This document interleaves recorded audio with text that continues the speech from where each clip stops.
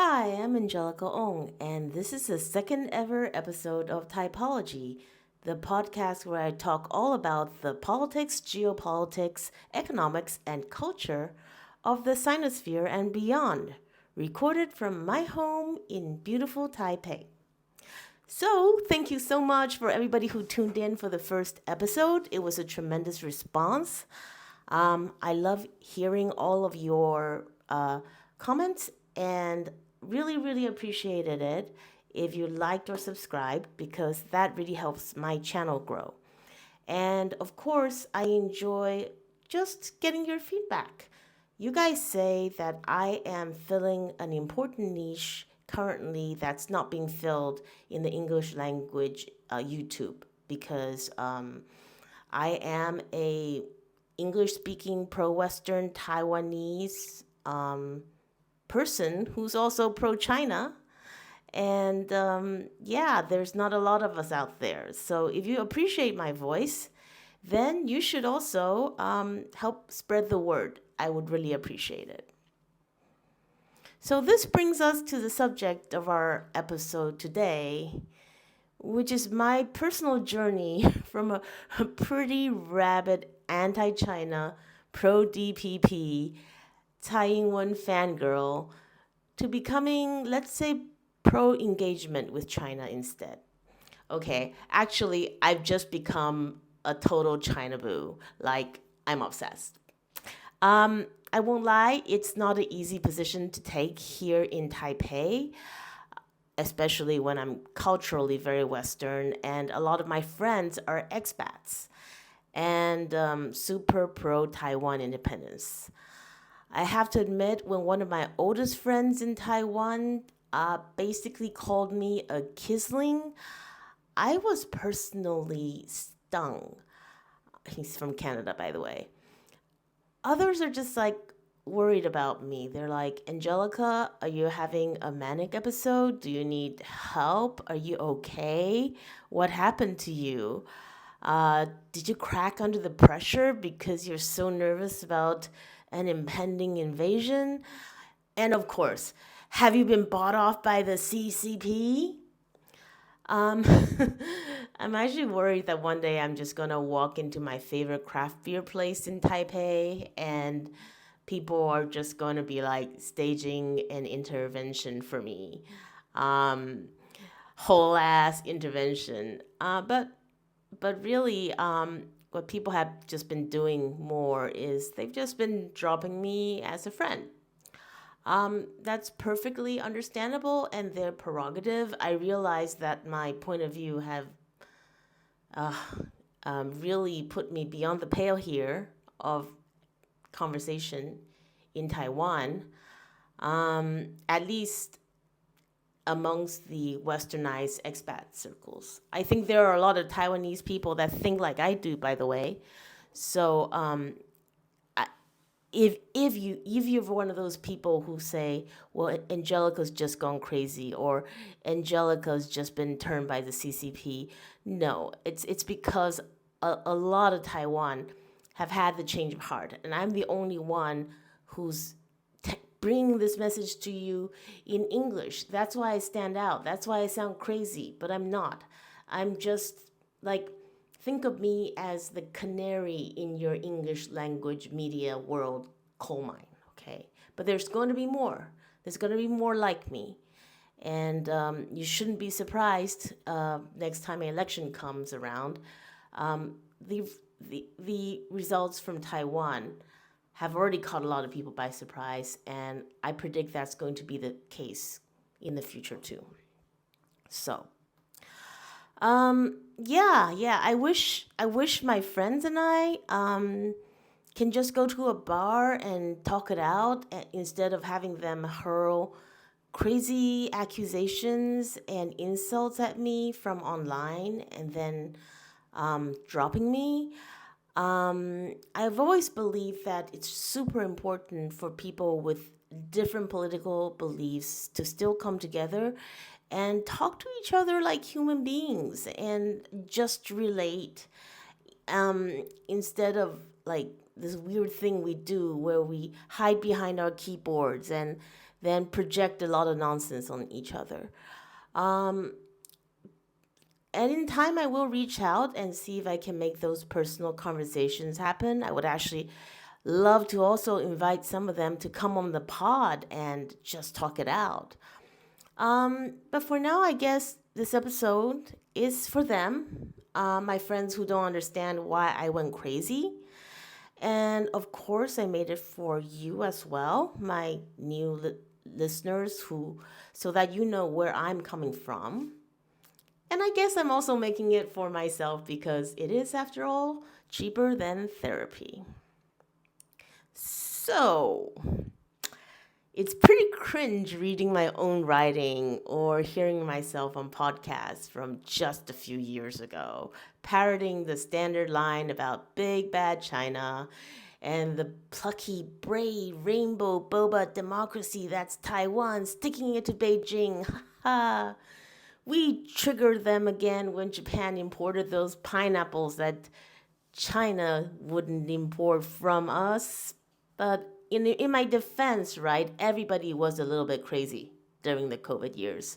And we were all shut up and kooky. And it seemed plausible that a alliance of like-minded democracies is what would keep Taiwan safe, made of countries, powerhouse countries such as, let me check my notes, Lithuania, and defend us from China.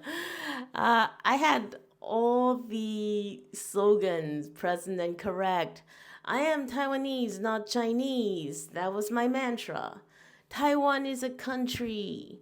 And of course, Xi is the second coming of Mao, and the Chinese economy is going down. I checked all the boxes, and on one very memorable occasion, I was actually on a panel with Yanis Varoufakis. The name of the panel was China's Path to Global Domination. And you can guess the tone of the conversation from there. But Yanis was the one panelist consistently saying that the world should not treat a rising China as a threat. And he called out the title of the panel as being wildly irresponsible. In retrospect, he was correct. He was also correct when he said that it's for the greater good of the people of Taiwan to avoid war at all costs. But this was in 2022, and I was still in my DPP fangirl and very much into the liberal international order narrative phase. So when Yanis called Taiwan and China one nation, I really lost it. And this was what I said to him. Mr. Varoufakis, I am Taiwanese and you insult me by calling me Chinese. My grandparents might have come from various localities in China, but my parents and my siblings were all born in Taiwan. If you want to do nationalities by blood, you might as well call the United States and the United Kingdom one nation. It is irredentus nonsense. Stop with your tanky talking points, or something like that. Apparently, it got so heated, people are still talking about it at that festival like years later. So how did I go from that to basically coming around slowly by slowly to Yanis's view? We might not still perfectly align, but basically, yeah, I've started this podcast, right? I started a channel that is dedicated to understanding the real, complex, and frankly exciting story of China's rise. So how did that happen? I would say that there's been three main catalysts and one moment of realization. The first catalyst was that I realized the DPP is actually the worst. I forgot if I mentioned in the first episode that I was a COVID refugee when I came back to Taiwan in 2020, and I was scared. I left LA with nothing but my luggage, and I didn't know what was going on with my life. Was I going to be able to go back soon? What was I going to do if not? And I was in quarantine, having a mini dark night of the soul. And I found it really, really comforting to binge watch all this pan green, pro independence, pro DPP content, right? Um, and the more I saw of then President Tsai Ing-wen, the more I found her perfectly delightful. She was always charming, but appropriate.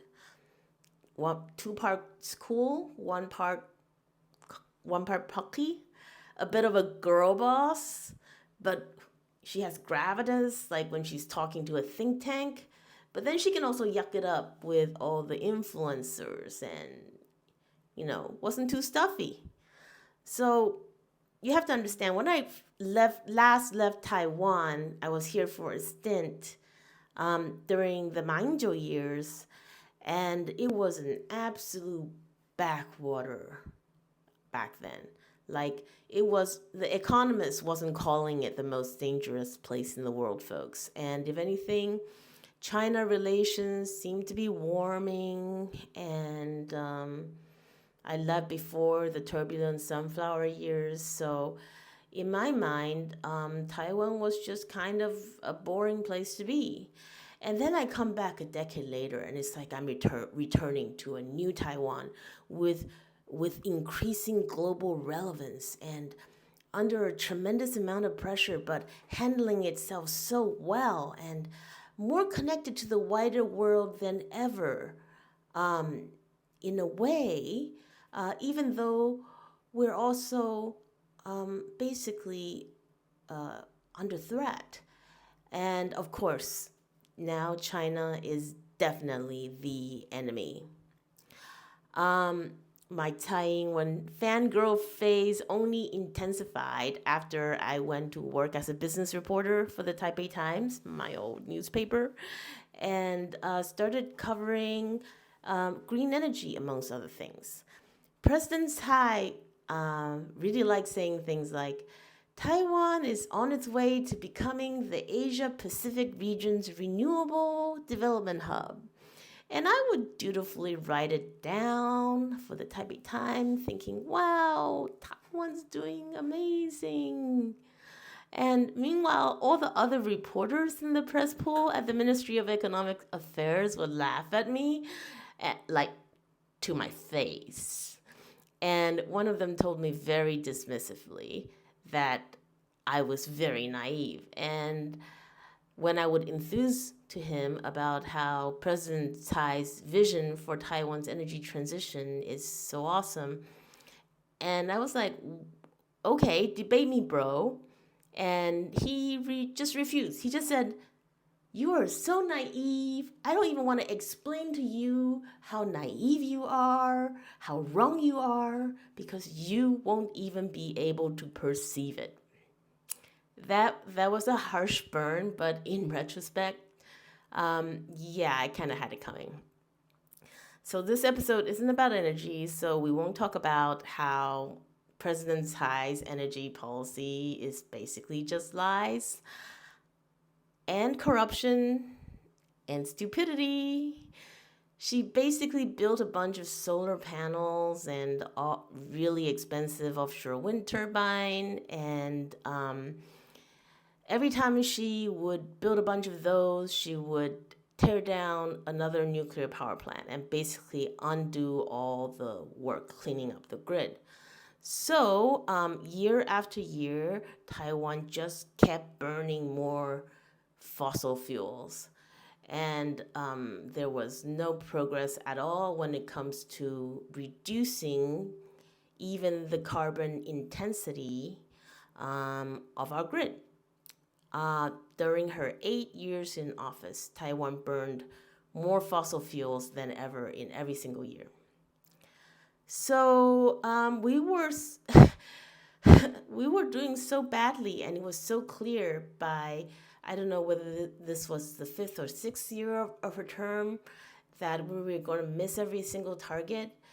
But then she went ahead and committed Taiwan to be net zero by 2050, which is just hilarious. That you actually made made us dirtier and a heavier emitter and went ahead and made this impossible pledge anyhow. But that's when I realized it's a painful lesson that in Taiwan, just as in anywhere else, I suppose, crafty politics trumps sound policy, and President Tsai, for all her charming girl boss qualities, is just a politician, like any other, and maybe even a little bit worse because she is very, very clever. Her policy wasn't engineered for the long term prosperity of Taiwan, it was for the survival of she and hers. I can make this episode about my disillusion with the DPP or how fucked up Taiwan's energy policy really is, for that matter. But, changing my opinion on one party doesn't necessarily change how I would feel about China, right? So I think what this catalyst did was it made me more, a little bit more suspicious of the DPP narrative and a little bit more open minded. I didn't assume anymore that whatever I would hear from my government about China is automatically correct. And, that's actually a huge step. For my second catalyst, I would say I started seeing China without the propaganda. You have to remember my fear of China was ingrained in me from a very, very early age. When I was a little girl, I had the bejesus scared out of me about Tiananmen Square. I literally got the impression that the PLA corralled all the students inside of the square so that they couldn't leave, and then they ran across them back and forth in tanks until they made like a huge, thick student patty. I know it's crazy, and nobody said that to me specifically, but that was the impression I got. There was a music video, and when you're young and impressionable, that's kind of the flashbulb moment. That's kind of the imprint that's made on you at the time. How I got a more nuanced and accurate view of what happened at Tiananmen is an interesting story too, but that's another episode for another time. Let's talk about how I started seeing China beyond my preconceived notions, and funnily enough, that also has something to do with energy. So, I was writing a lot on solar and offshore wind, and let's do a side brag here. I was pretty well known as an offshore wind reporter. Like, if I posted something about a Taiwanese project, like probably not just the executives in Taiwan would see it, the board members back in Copenhagen would see it, because most of the offshore wind developers in Taiwan are from Europe, right? So I was doing pretty well. Then I realized that offshore wind is actually extremely limited and expensive and not suitable for Taiwan's energy needs, except as a niche source. So I really got into nuclear energy, and I realized, okay, that's so much better. And I found a gig as a pro-nuclear activist, and I still work as a pro-nuclear activist representing the atom. So I really got into that. And I think if you're an energy person, energy person, whether it's renewable or nuclear energy, if you're, let's say, a non-traditional energy person, not oil and gas, new energy, and you pay professional attention to your subject matter, and you can see beyond the tip of your nose, you end up sloughing off a lot of the FUD that is regularly projected by the mainstream press on China. That's because you are getting professional knowledge about their advances from people who need to know because that's their business and knowledge is literally money. So, like, I think everybody and their grandmother know by now that China is way ahead in solar photovoltaics. But it's not just solar PV. They're miles ahead when it comes to just about every energy related to new energy. They're building the offshore wind turbines bigger and cheaper than anybody else. Their ship making industry is a behemoth. And of course, their nuclear energy development is just jaw droppingly advanced. And I couldn't help but be impressed. And I couldn't help but admire. Because what the West bragged about and promised to do and made 1,000 PowerPoint presentation about, they actually built it. And they explored the technology tree in a very thorough and methodical way. Like, they really like building one of everything, even pretty fanciful ideas, get as much data as possible, and then evaluate what they should go in big on next. Let me give you an example. Molten salt reactors, okay? Dime a dozen molten salt reactors are dime a dozen in the West. There are dozens, if not hundreds of them. And they all promise you the sun, the moon, and the stars. And guess what? Not a single one of them have split a single atom yet. Meanwhile, the experimental thorium molten salt reactor in China, in the Gobi Desert, has been working well for about a year now, and they're looking to build a 10 megawatt pilot that would actually produce electricity by 2030. But when I would talk to Chinese engineer, like all excited about the thorium molten salt reactor, they almost always play it down. They'll say, well, it's just an experiment. Oh, we have so much challenges with the molten salt. It corrodes everything. We haven't figured out how to remove the protactinium fission products, blah, blah, blah. And these are all stuff that, Western founders just wave away. It's, yeah, we solved it. We solved it in our computer simulation. It's not a problem. Just give us the money. Give us the money and we'll build it. And and the attitude is just so different. And I think those nuclear professionals at those industrial conferences were the first Chinese people that I met that weren't also westernized. I mean, they spoke English, but they didn't live abroad. They didn't write for the Financial Times or went to my school or whatever. So, and I found them quite different and in a way quite refreshing. They can be quite blunt, and they took their work very, very seriously. Some of them, that's not sugar-coated, are deeply bitter individuals and can be a little bit wolf warrior, if you know what I mean. There's a lot of rage about how China is always getting ganged up on by the West and how the global South is being oppressed. But most of them are just chill unks who are focused on the engineering and they're very, very pragmatic. This is the point around 2023 when I realized that China was very, very much for real. This is not a Potemkin economy full of tofu dregs. Not everybody is drinking gutter oil and sleeping on flammable mattresses that's going to be a death trap for them. I realized I had a lot of really flawed priors about China that I needed to update.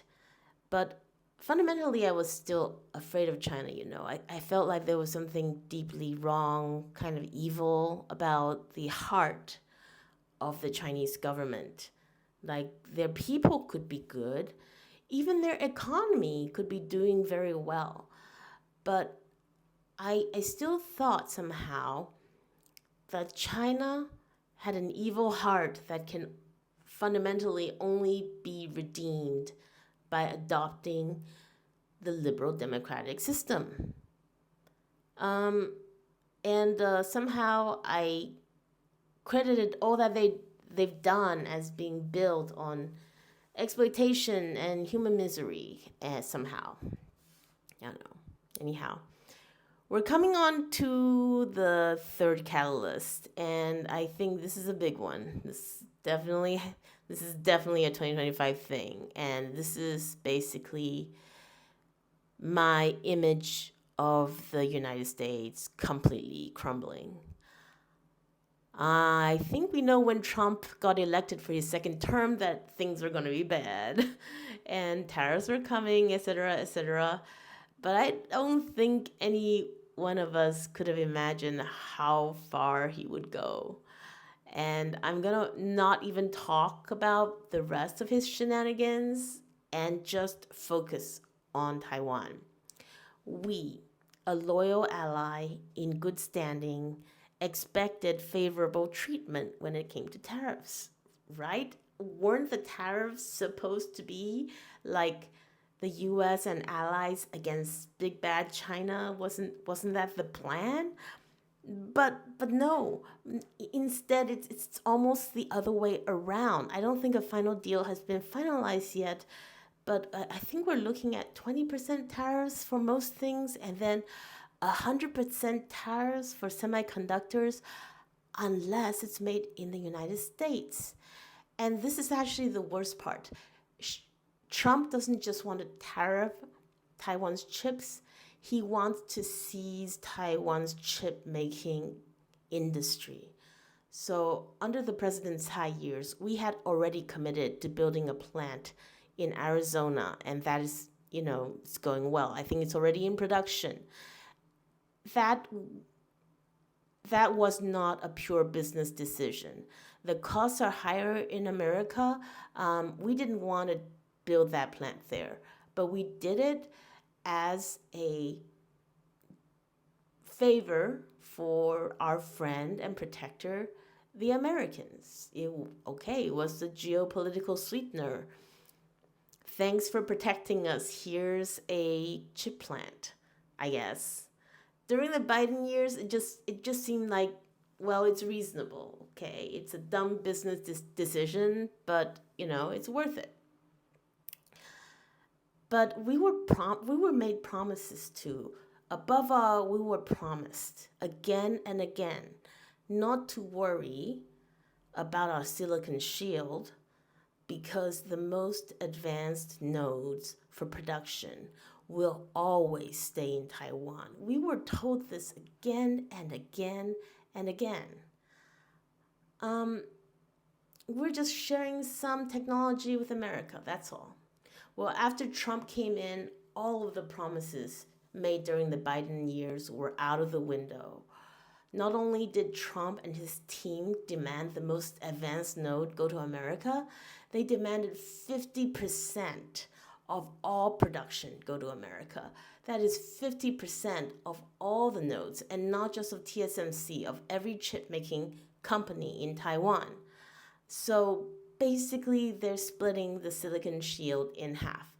And at some point, it's not even a deal anymore. It was just a shakedown. It was highway robbery. During the Biden era, they promised us some CHIP Act money as a sweetener.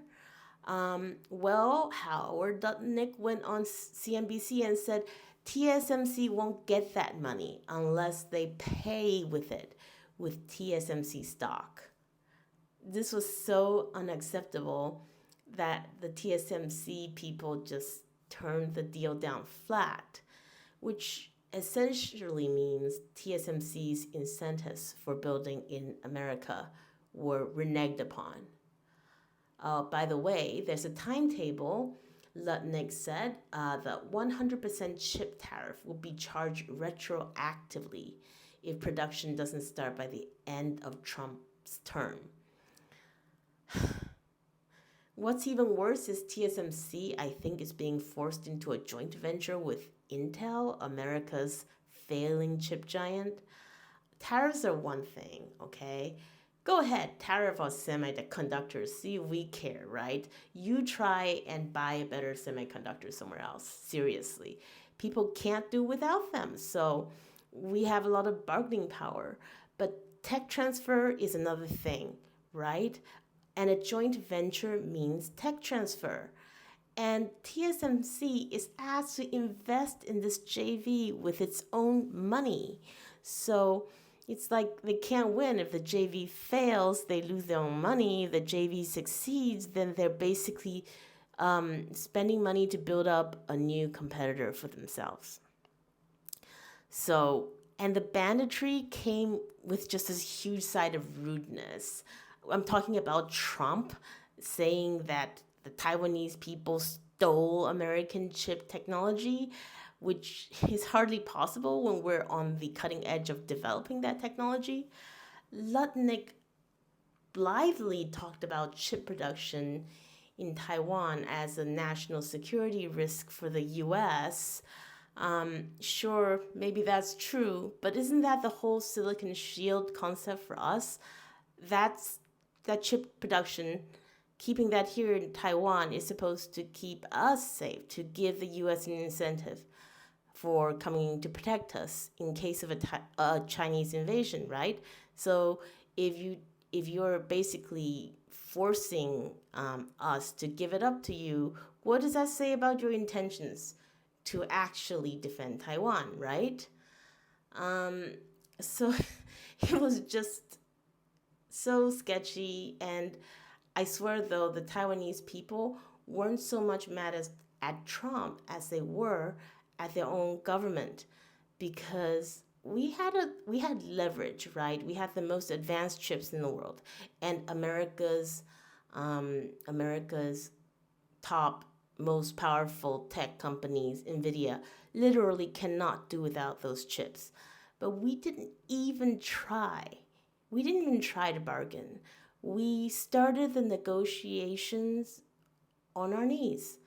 And you know what? Trump does not respect that. Trump is only going to have more contempt for you the more you humiliate yourself and prostrate yourself in front of him. And he's going to ask for more, more, and more. That's exactly what he did. He made us sign an MOU to buy liquefied natural gas from Alaska. It's going to be the most expensive LNG in the world. And guess what? It doesn't even exist. We signed an MOU that had us contributing to developing this LNG from Alaska. It's totally nonsense, and I can't believe it. We have to buy more soybeans too. We already eat a lot of tofu. All right, the Taiwanese cannot eat more tofu. I don't know what to do with it all. So we're getting plundered. We're getting shaken down. And I feel like the Trump tariffs just held up a mirror and showed which countries actually had sovereignty and could actually push back, and which are just completely beholden and taken hostage by the United States, right? And Taiwan was in the latter camp, even more so than local allies like Korea and Japan, and even more, I'd say, than the Europeans. Nothing is set in stone yet, but yeah, it looks pretty bad. It looks pretty bad for us, and we're being asked to buy all those weapons too, to the point of spending 5% of the GDP. Okay, Taiwan's government is very low tax, so when you say 5% of the GDP, that's like saying half your government's spending. Okay, it's absolutely unacceptable, and also the stuff they sell us is like scraping the bottom of the Pentagon barrel for junk, and it's always been that way. And the worst of it is, of that junk, we still have billions of it that hasn't been developed. Sorry, haven't been delivered, that we bought already. So when you have a part, partner like that, an ally who won't acknowledge you, who is forcibly chivying your industrial crown jewel away, who is selling you substandard weapons to defend yourself that they haven't even delivered, how the hell can you count on somebody like that to protect you in a war? And, I'm American actually. I have an American passport, of course. And I speak English, read English, so I can read those think tanks and I can tell the mainstream views on how to defend Taiwan appears to be doing a Ukraine too. Load them up with weapons and let our Chinese fight their Chinese, right? Worked so well. Worked so well. Slav versus Slav. Season 3 is getting a little old. Let's have a little Chinese versus Chinese, right? Um, but I didn't like that at all. I I don't think the Taiwanese are going to fight like the Ukrainians, and I certainly don't want us to. Like, everybody has eyes can see, like, a whole generation of Ukrainians are dead or refugees, and why would I want that for Taiwan? So yeah, I think I think a lot about the time I hear U.S. analysts exhorting Taiwanese to fight like the Ukrainians, and the funniest part is when they suggest that it could be really good to explore the possibility of doing insurgent warfare from the mountains of Taiwan. Like, ooh, the terrain is so great. Or I think once I heard Eric Blackwater say, oh, yeah, every single household should be trained in FPV drone operations so that the PLA can be like taken down at every crossroads. And I'm just like, why would you want to do that? Why would you want to make basically every civilian a target, right? Because that's what you're doing when you're telling people to um, fly drones from out of their homes. Um, and you don't seriously expect us to believe that the Taiwanese can actually prevail in a conflict like that. As I've heard it, I think I said in the last episode, like, well, they can't beat China, but they can sure give them a bloody nose. And to me, that's repugnant. Yeah, so the US is turning into a whole ass clown show. But that still didn't convince me that China is actually awesome, right? So when did the realization come? So I should explain, a lot of people in Taiwan are afraid of going to China. Maybe it's their jobs, if they work as a reporter, or if they said pro-Taiwanese independence things in the past, or they're just plain scared that somehow they're going to be randomly thrown into a gulag and never get to come back.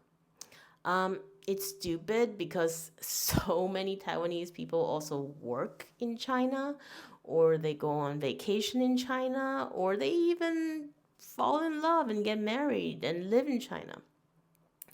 But for the rest of us, especially if you're in the pan-green thought bubble, the fear is real. I know a reporter friend of mine who won't even fly Cathay Pacific because he knows that's owned by Hong Kong. And yeah, the DPP government totally encourages this level of paranoia. They have China, I believe, now on orange alert, which is the second highest level of travel adversary. They're basically saying, unless you have a really, really important reason to go, do not go due to increased safety concerns. So while rationally here I knew it was safe to visit, I had a lot of online friends in China telling me Don't be silly. You'll be perfectly safe. Sometimes they said it in a way that was rather rude, by the way. They'll say things like, get over yourself. You're not important enough. Why do you think you have to worry about anything? Well, you don't know me. Maybe I am really important. Who knows? But anyhow, finally, I got over it, and I booked an 8-day trip to Shanghai. And I just absolutely adored it. As soon as I landed in Shanghai, like, my biggest problem was getting my WeChat and Alipay to work. And once I got that to work, I didn't want to use cash. I didn't want to use card like an animal. I just wanted to beep and go. And it was so convenient. And I had so much fun. Shanghai had such a glow up since the last time I was seriously there, which would have been like maybe 15 years, more than 15 years ago. I was there briefly in 2019, but it was a very, very unusual circumstance, so I'm not gonna count that trip. But yeah, just getting to see it, getting to eat all the food, and also getting to meet up with all the people. It was really fun. Like, I had a lot of conversations. Some of it was with, the rideshare uncles. Others were just with people who know me from my social media, or sometimes even just random people.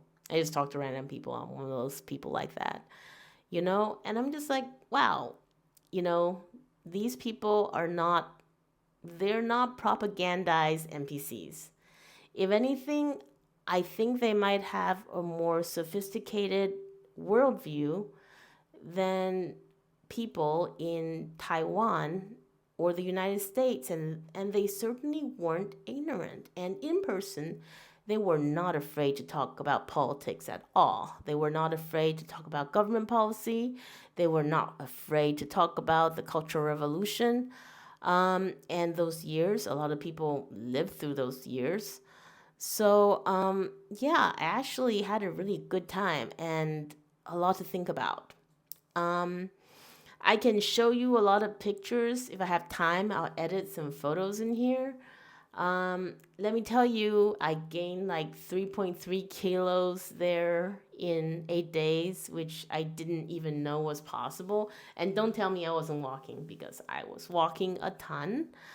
Um, but actually, that wasn't really the thing that truly impressed me about China, and I think truly gave me the realization that the way I was thinking about it was all wrong.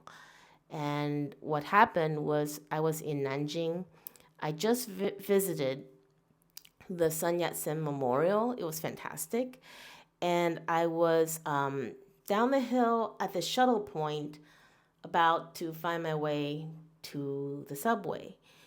And I have a bad habit, okay? I was on my phone and walking at the same time, and I tripped and I fell on my ass because there was a pothole there. This has happened all over the world, and it's gonna happen again, I'm sure. But something that has never happened before happened after that. Like, out of nowhere, a worker appeared in like 5 seconds, and he checked on me and made sure I was all right. And as soon as he made sure that I was doing okay, he went over to the pothole where I fell, and he took a photo of it and entered some data on his phone and sent it. And then he came back to me and he assured me that he's reported the problem, that it's going to be fixed very soon. Now, obviously, I'm a tourist. I'm not likely to come back anytime soon. This isn't my front yard. Um, but he made sure that I knew. And the fact that he took responsibility, first of all, to take care of me, make sure I was okay, and to take care of the pothole, like it was his responsibility. I mean, I don't think it was. Maybe it was. I don't know. But but he took care of the pothole, and did it so quickly and efficiently and made sure I knew that it was going to get fixed. Um, that was oddly moving to me. Like it was more it was more impressive than all the bright LED lights in the Bund and all the high speed rail. I mean, all that was very impressive. But this was a ground level demonstration of something China has that I don't think we have in Taiwan anymore. And I don't think we have it in America anymore. If we ever did, people really cared about making their country better, even if it's just one pothole at a time.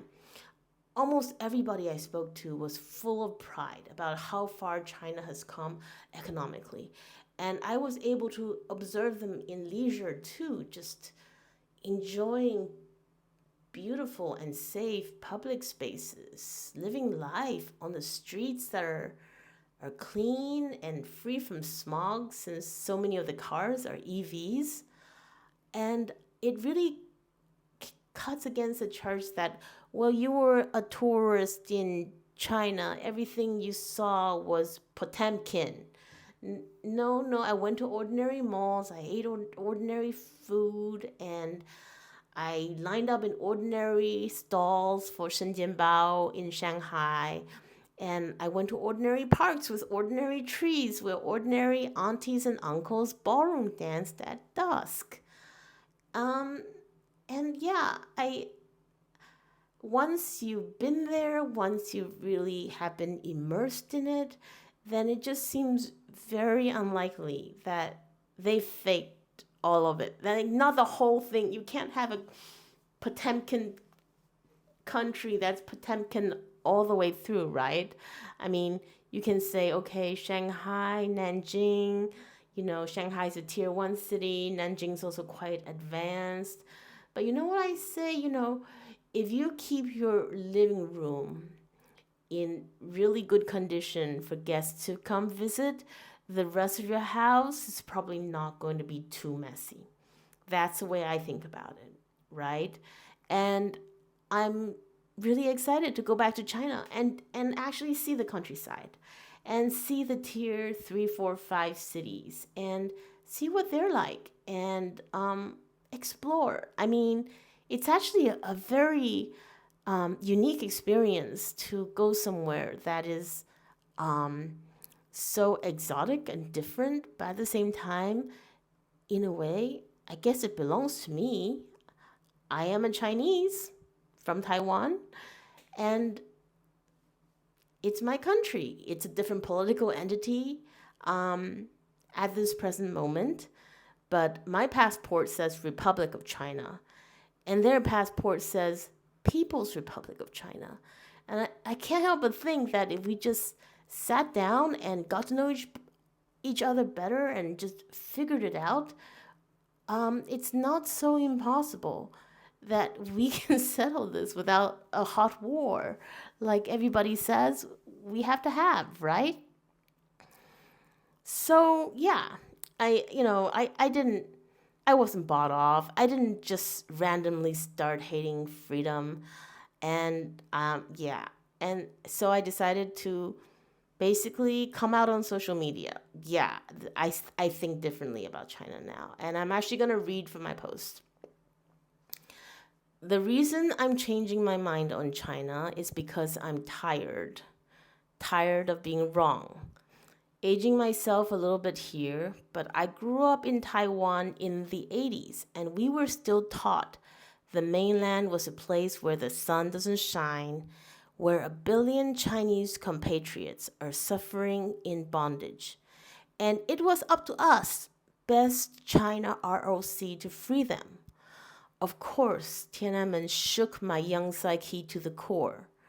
Then I went to college in America and read Gordon Chang's Coming Collapse of China in 2002 and thought that it made a lot of sense. I was a believer in the end of history, I assumed with the American establishment at the time that as soon as the GDP per capita in China hit a magic number, the people will yearn for freedom. And when she reversed liberal reform and doubled down on industrial policy, I clucked my tongue and parroted the conventional wisdom at the time that China was actually done for sure this time. I laughed with outright contempt. When Jack Ma was put in the naughty spot, I decried China for choking off the spirit of entrepreneurship. I believed it when they told me that the CPP genocided all of the Uyghurs. And when the draconian COVID lockdown came, I witnessed the flood of migrants running out of China as a sign of the times. Since lockdown lifted, I've suffered from a condition I call RPF, resting Pikachu face. And here you have to imagine the surprised Pikachu face meme.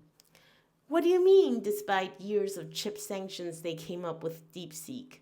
How are all war drone wars now and they're completely dominant in drones?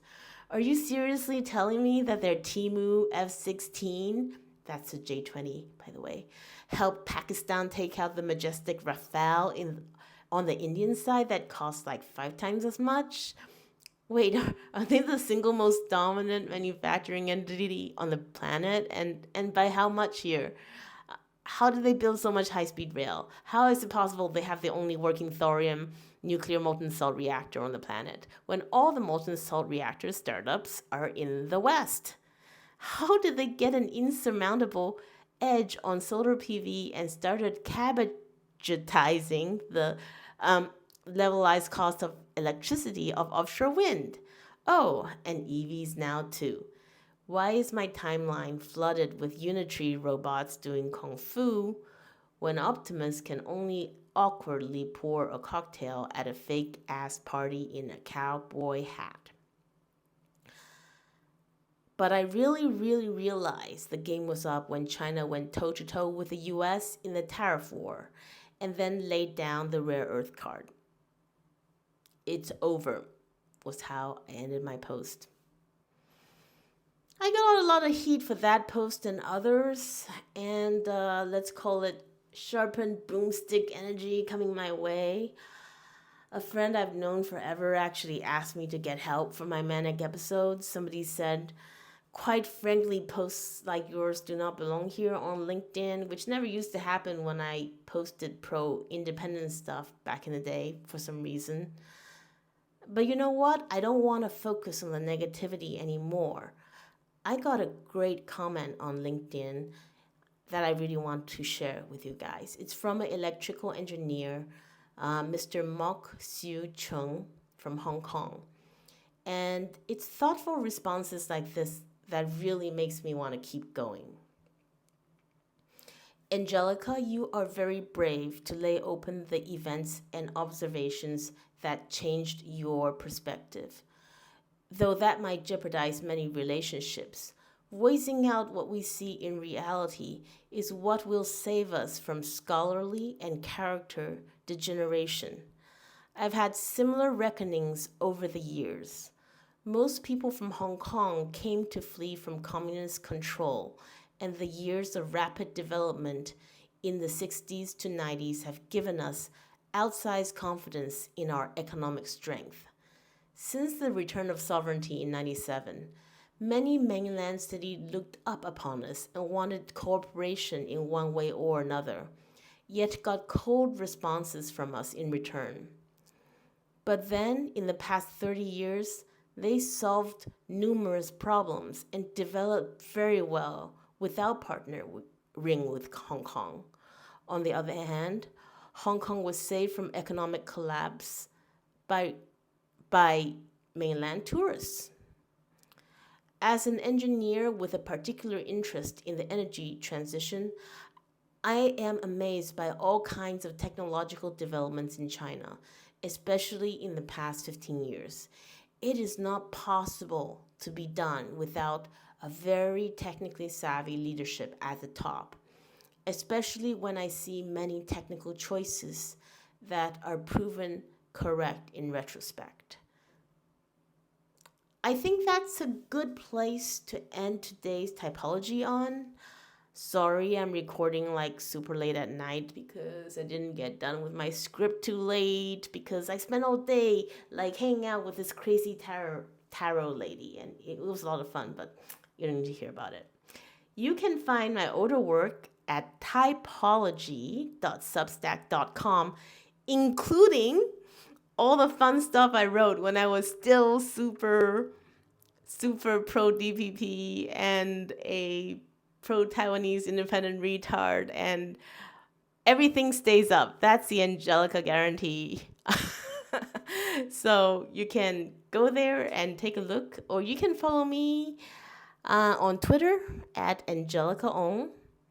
Until next time, my best wishes to my listeners from around the world.